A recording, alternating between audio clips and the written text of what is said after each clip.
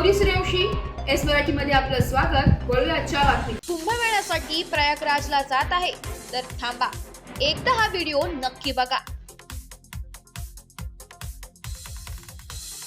आपल्या नाशिक जिल्ह्यातील दिंडोरीचे काही भाविक कुंभमेळ्यासाठी प्रयागराज येथे जात आहे। अत्यंत भक्तिभावाने पूजा अर्चा करून एवढ्या लांबचा प्रवास करून तेथे पोहोचत आहे, परंतु प्रशासनामार्फत कुठलीही सुविधा नाही।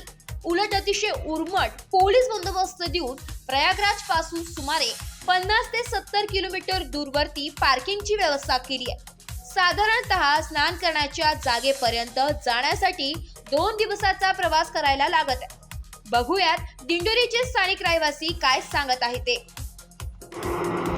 आम्ही प्रयागराजला आलो होतो दर्शन करण्यासाठी।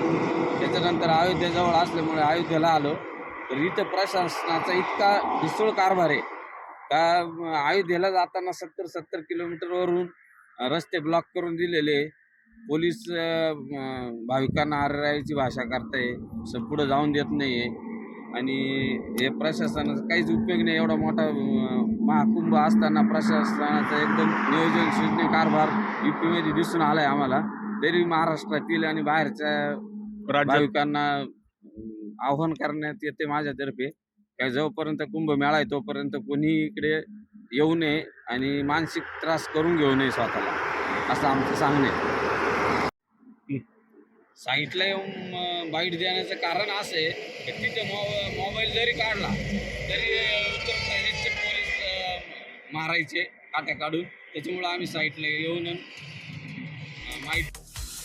Bureau report, S Marathi news, Prayagraj. अशाच नवीन ताज्या घडामोडी जाणून घेण्यासाठी आमच्या एस मराठी न्यूज चॅनलला लाईक करा, शेअर करा, सबस्क्राईब करा आणि बेल आयकॉनला क्लिक करायला विसरू नका।